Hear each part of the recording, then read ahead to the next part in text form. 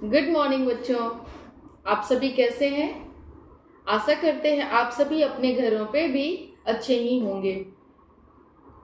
तो आज हम क्लास 6 में चैप्टर नंबर 7 में पढ़ेंगे पेड़ पौधों की दुनिया, और इस पेड़ पौधों की दुनिया के बारे में जानेंगे। तो इसमें हमारे कुछ टॉपिक्स हैं, कुछ ऐसे भी बिंदु हैं जिन पर विचार करना है। पेड़ पौधों की दुनिया के बारे में जानने के लिए हमें जंगलों में या आसपास के बगीचों में भी जाना पड़ेगा, और वहां जाने के बाद आप पेड़ पौधों के भाग, पेड़ पौधों के प्रकार के बारे में जानेंगे। उनके फल कैसे होते हैं, उनके बीज का जीवन में, हमारे जीवन में किस प्रकार से उनकी भूमिका है, वो महत्वपूर्ण कैसे हैं, इसके बारे में भी जानेंगे। तो बच्चों, आपके लिए मैंने यहाँ पर कुछ इस तरह से टॉपिक को तैयार किए हैं, आप इन्हें देखेंगे। सबसे पहला टॉपिक है आपका पेड़ पौधों की दुनिया। पेड़ पौधों की हरियाली किसके कारण होती है? नंबर 3 में है पौधों के भाग। नंबर 4 में है बीज पौधों के किस काम में आता है। नंबर 5 सैर पर जाने से पहले कुछ सामानों को इकट्ठा करना। नंबर 6 तना तथा उसमें से निकलने वाली शाखाओं का अवलोकन करना। नंबर 7 में है पौधों के प्रकार, और नंबर 8 में है तने और पत्तियों की जमावट और जड़ों के प्रकार। इसके बारे में हम जानेंगे बच्चों। तो पेड़ पौधों की दुनिया, पेड़ पौधों की दुनिया, अगर पेड़ पौधे हैं तो हम सभी जीव जंतु भी हैं। अगर ये पेड़ पौधे हमारे जीवन में ना हो तो हमारा जीना बहुत ही कठिन हो जाएगा। आप जानते हैं बच्चों कि अगर पेड़ पौधे ना रहे तो क्या हम सभी सांस ले पाएंगे? पेड़ पौधे हैं तो हम सांस ले पाते हैं, क्योंकि पेड़ पौधों से ही हमें ऑक्सीजन मिलता है। पेड़ पौधों के कारण ही जानवरों के लिए भोजन हो जाता है। जानवरों का भोजन पेड़ पौधा, रहने के लिए पेड़ पौधों की आवश्यकता पड़ती है, क्योंकि पेड़ पौधों से जो हमें लकड़ियां मिलती है उनसे हम घर बनाते हैं। पेड़ पौधे हमें कुछ ज्ञान की बातें भी बताते हैं, हमें वो शिक्षा देते हैं। अगर पेड़ पौधे नहीं रहेंगे तो पेड़ पौधों से हम बहुत सारी सीख भी लेते हैं। हमारे वातावरण को वो शुद्ध करता है। पेड़ पौधे हमारे आसपास की वायु को स्वच्छ रखती है, जिसके कारण हम स्वच्छ वायु और शुद्ध ऑक्सीजन हम ले पाते हैं। तो चलिए इन्हीं कुछ बिंदुओं पर हम तैयार करते हैं और इसके बारे में बातें भी करते हैं। जिस प्रकार से आपको बताया गया कि पेड़ पौधों की हरियाली कैसे होती है, पेड़ पौधे हरे भरे कैसे होते हैं, तो पेड़ पौधे हरे भरे होने के कारण है क्लोरोफिल। आप सभी जानते हैं क्लोरोफिल के कारण ही पेड़ पौधे हरे भरे होते हैं। अगर ये क्लोरोफिल नहीं हो तो पेड़ पौधे हरे भरे नहीं होंगे, और अगर वो हरे भरे नहीं होंगे तो इसका मतलब है कि वो अपना भोजन नहीं बना पाएंगे, वो ऑक्सीजन नहीं दे पाएंगे, और ये सभी संभव होता है पेड़ पौधों में क्लोरोफिल के कारण ही। कहने का मतलब ये हुआ कि अगर फोटोसिंथेसिस है, यहाँ पर एक और क्वेश्चन हो जाएगा, फोटोसिंथेसिस क्या है?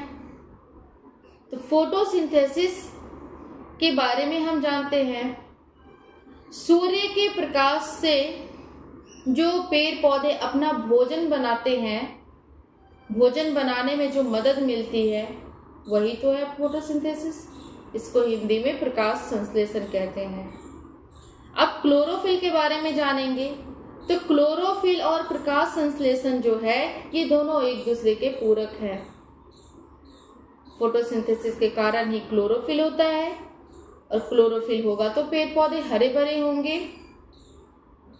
तो सबसे पहले आप एक बात जानेंगे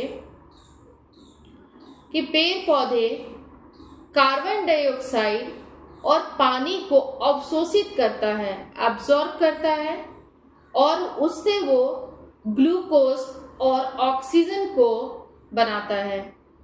और ग्लूकोज जो हो गया वो पेड़ पौधे अपने भोजन के निर्माण में उसका यूज करते हैं, और ऑक्सीजन को पेड़ पौधे वायु में रिलीज कर देते हैं। वातावरण में अपने ऑक्सीजन को पेड़ पौधे छोड़ देते हैं, और उन्हीं ऑक्सीजन को हम सभी लेते हैं और जीवित रहते हैं। तो अब हम जानेंगे पौधों के भाग। तो सामान्य रूप से बच्चों आप सभी जानते हैं कि पौधों के 4 भाग होते हैं। पौधों के कितने भाग होंगे? 4 भाग। तो सबसे पहला उसका भाग हो जाएगा जड़, दूसरा हो जाएगा तना, तीसरा हो जाएगा उसका शाखा, और नंबर 4 में हो जाएगा पत्तियां।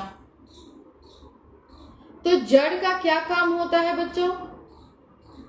तो बच्चों हम जानेंगे जड़ के कार्य। जड़ जो होता है वो जमीन के नीचे वो अधिक गहराइयों तक जा करके वहां से वो खनिज लवण को इकट्ठा करता है और पौधों के पत्तियों तक पहुंचाता है। तना का क्या कार्य होता है? तो तना जो होता है वो जड़ के बाद वाले भाग में होता है। यहां पर भी 2 चीज इसमें आप सीखेंगे। एक होता है रूट, दूसरा होता है शूट। तो रूट जो होता है वो जमीन के नीचे होता है, और शूट जो होता है वो जमीन के ऊपर होता है। तना, शाखाएं, पत्तियां, फल, फूल ये सभी शूट में आ जाते हैं। तो रूट का क्या कार्य होता है ये हम सभी जान गए। अब हम जानेंगे तना के कार्य। तो तना जो होता है ये जड़ को मजबूती से बांध कर रखता है, और जो तना में जो शाखाएं होती है उनकी पत्तियों को ये पकड़ करके मजबूती से रखता है। तो ये तना का कार्य हो गया। अब हम जानेंगे शाखाएं। बहुत सी ऐसी शाखाएं हैं जो तना से जुड़ा हुआ होता है, और तना से जब जुड़ा हुआ होगा तो शाखाओं में पत्तियां आती है, और पत्तियों के कार्य के बारे में जानेंगे। अगर किसी भी पौधे में पत्तियां ना हो तो वो भोजन नहीं बना पाएगा। सूर्य के प्रकाश से वो अपना भोजन नहीं बना पाएंगे। तो पत्तियों का काम होता है सूरज की रोशनी से भोजन को तैयार करना, भोजन को बनाना, और पूरे पौधों को वो पहुंचाने का काम करती है। तो एक हम एग्जाम्पल के थ्रू जानेंगे। एक आपको हम एग्जाम्पल दिखाते हैं। ये हो गया एक पौधा। यह एक पौधा जो है ये जड़, ये हो गया तना, ये हो गई शाखाएं, और ये हो गई पत्तियां। आपने इसमें कितने भागों को देखा? 4 भागों को। पहला हो गया जड़, दूसरा हो गया तना, तीसरी इसकी शाखाएं, और ये चौथे इसके पत्ता। आपने इसको देखा। अब हम चलते हैं विशेष रूप से पौधों के कितने भाग होते हैं इसके बारे में जानेंगे। तो बच्चों विशेष रूप से पौधों के 6 भाग होते हैं। तो आप सबसे पहले इस पौधों को फिर से जानेंगे।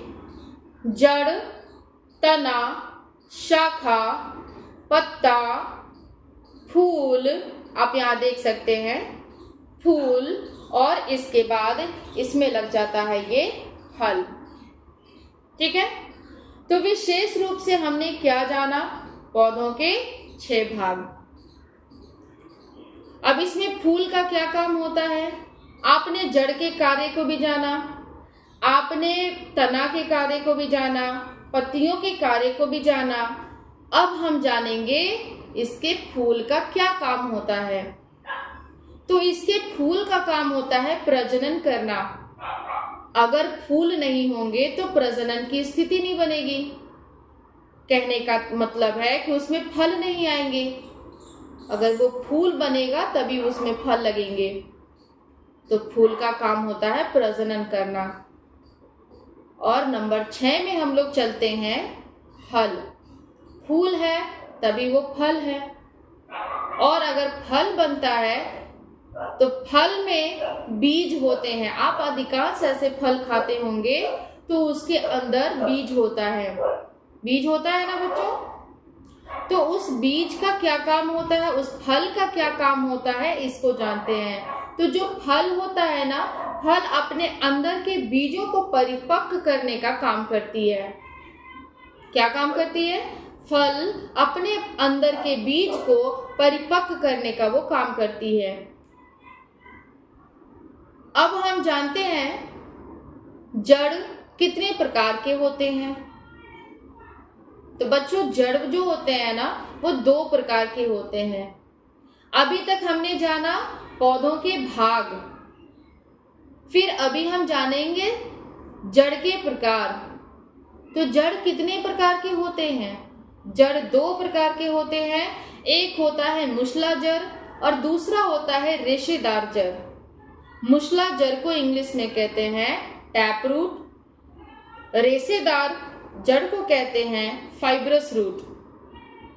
अब मूसला जड़ का क्या काम है, फाइब्रस रूट का क्या काम है, इन दोनों के बारे में हम जानेंगे। तो बच्चों, आप ये देख सकते हैं, ये जो जड़ है इसमें एक ऐसे भी जड़ है, ये मूसला जड़ का काम करता है। और ये मेन रूट होते हैं। ये जमीन के अधिक गहराइयों तक जाते हैं और वहां से खनिज लवण को प्राप्त करने का ये काम करते हैं। और इसमें आप देख सकते हैं ये छोटे छोटे जड़ आए हैं। क्या ये सभी एक समान है? नहीं, ये सभी एक समान नहीं है। तो ये मूसला जड़ हो गया। ये मूसला जड़ आपने देखा। और मूसला जड़ बड़े बड़े पेड़ पौधों में होते हैं, बड़े बड़े पेड़ में होते हैं, श्रब्स वाले पेड़ में होते हैं। अभी आगे की क्लास में, अभी आगे बताई गई बातों में बताएंगे कि श्रब्स क्या होता है, हर्ब्स क्या होता है। तो सबसे पहले हमने इस टैप रूट को जाना, मूसला जड़ को जान लिया है। अब दूसरा हम देखते हैं फाइब्रस रूट, रेशेदार जड़। इसमें आप बच्चे देख सकते हो ये रेशेदार जड़ है। ये बहुत ही पतले पतले होते हैं। ये जमीन के अधिकांश गहराइयों तक ये नहीं जाते हैं। और इनकी जो जड़ें होती है ना, यह बहुत ही ज्यादा पतली होती है और इक्वल होते हैं, सभी बराबर होते हैं। इसकी लंबाई, इसकी मोटाई, ये सभी जो है एक बराबर होते हैं। तो आपने रेशेदार जड़ को भी देखा, आपने मूसला जड़ को भी देखा।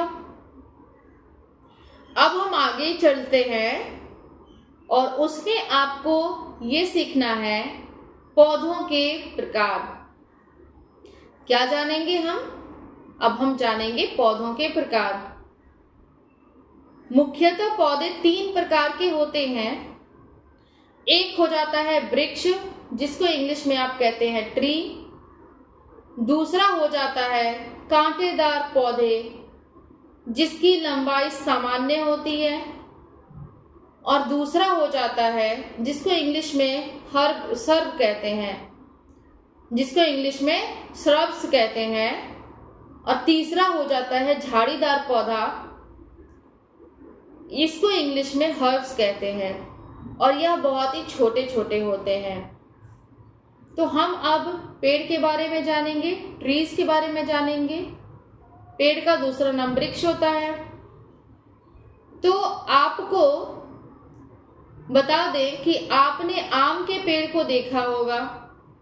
आपने बरगद, पीपल, जो काफी बड़े होते हैं, जिनकी लंबाई मीटरों में होती है, जिनकी लंबाई 10 मीटर, 15 मीटर, 20-25 मीटर अधिकांश लंबाई में होती है, तो वो वृक्ष होते हैं।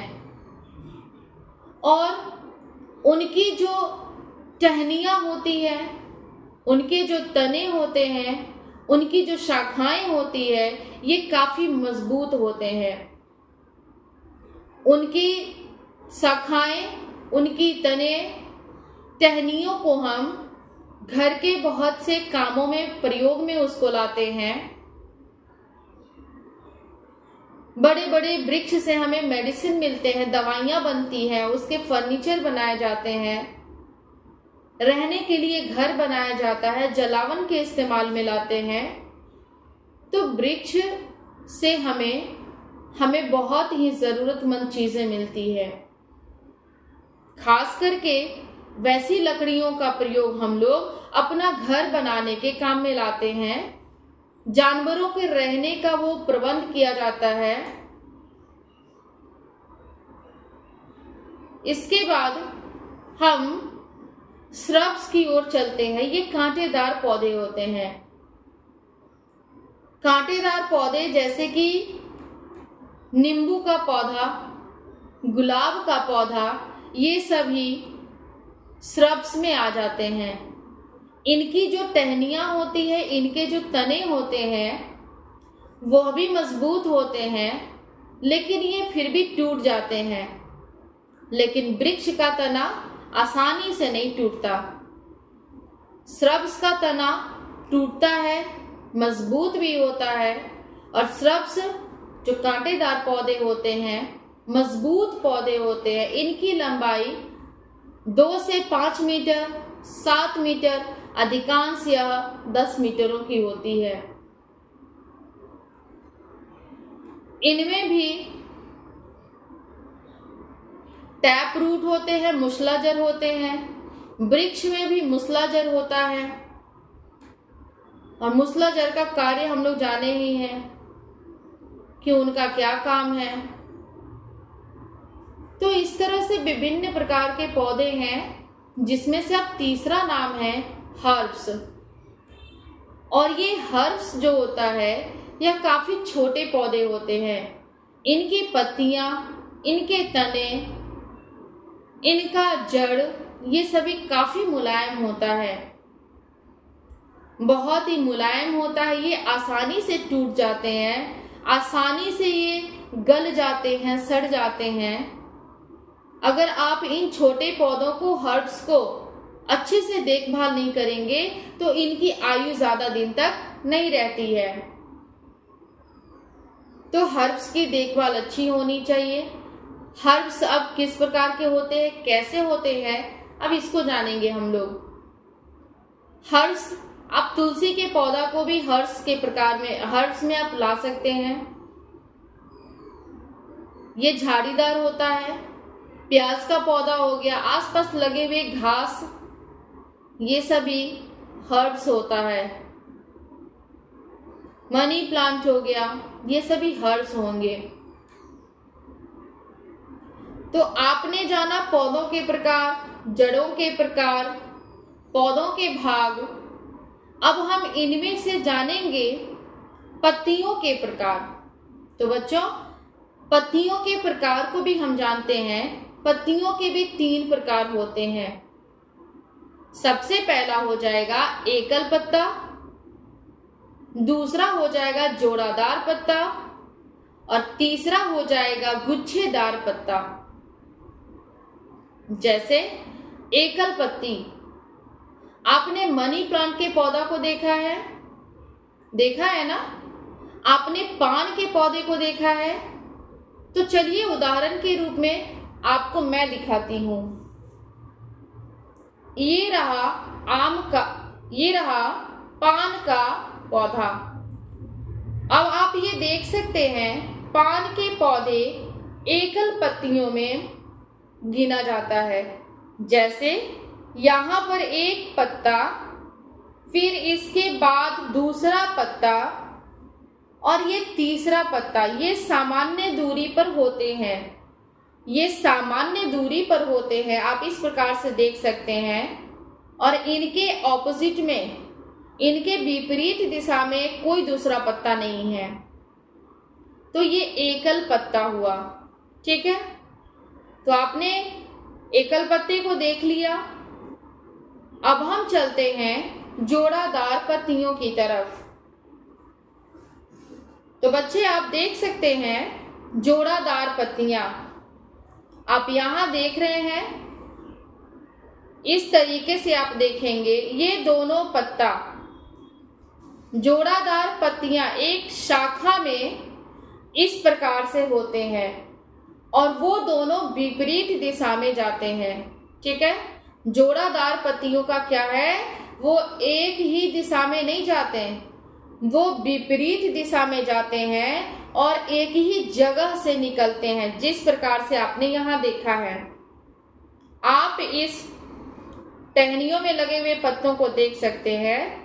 ये आप देखेंगे क्या, सबसे पहले देखिए ये दोनों पत्ते एक ही जगह से निकलते हैं, लेकिन ये दोनों विपरीत दिशा में जा रहे हैं, एक ईस्ट तो दूसरा वेस्ट, दोनों विपरीत दिशा में जा रहे हैं। ये जोड़ादार पत्ते होते हैं। ठीक है, अब हम जानेंगे तीसरा, गुच्छेदार पत्तियों के बारे में। तो बच्चे आप देखेंगे गुच्छेदार पत्तियां, ये आप देख सकते हैं, एक ही स्थान पर अधिकांश पत्तियां निकली हुई है, ये गुच्छेदार पत्ते हैं। उदाहरण के लिए आप दूसरा भी देख सकते हैं, ये देखेंगे आप, ये पत्ते आप देखेंगे, एक ही स्थान पर अधिकांश पत्ते निकले हैं, एक पत्ता ऐसे, दूसरा ऐसे, फिर तीसरा, इस तरह से अधिकांश पत्ते एक ही स्थान से जब निकलते हैं तो आप उन्हें कह सकते हैं गुच्छेदार पत्तियां। तो बच्चों हमने आज क्या जाना, हमने आज जाना पत्तियों के प्रकार। अब हम जानते हैं शाखाओं की रंग। विभिन्न प्रकार के पेड़ पौधे होते हैं, उनमें जो तना होता है, जो शाखाएं होती हैं, उनके भी बहुत से रंग होते हैं। कुछ ऐसे पेड़ पौधे होते हैं जिनका रंग हरा होता है, कुछ ऐसे पेड़ पौधे होते हैं जिनका रंग भूरा होता है, कुछ ऐसे भी पेड़ पौधे होते हैं जिनका रंग विभिन्न प्रकार के होते हैं। तो आज हम टहनियों के रंग के बारे में जानेंगे। जैसे एक बड़ा पेड़, तो एक बड़ा पेड़, उसका जो शाखा होता है, उसका जो तना होता है, उसका रंग कैसा होता है, भूरे रंग की, भूरे रंग की होती है ना, गहरे भूरे रंग की। आप आम के पेड़ को देख लो, उसका जो शाखा होता है, उसका जो तना होता है, एक तो उसकी मोटाई इतनी काफी मोटी होती है और उसका रंग भूरा। कुछ ऐसे फूल पौधे हैं, छोटे छोटे पौधे हैं जिसके तने हरे रंग के होते हैं, जिसके तने हरे रंग के होते हैं। और कुछ ऐसे फूल पौधे, छोटे छोटे हर्ब्स, सर्ब्स, इनके तना का जो रंग होता है वो हल्का भूरा होता है। कुछ ऐसे पेड़ पौधे हैं जिनका तना का रंग जो होता है कुछ और भी रंगों का होता है। तो आज हमने इतनी सारी चीजों के प्रकार, पेड़ पौधों के बारे में जाना। और अब हम चलेंगे जंगलों में।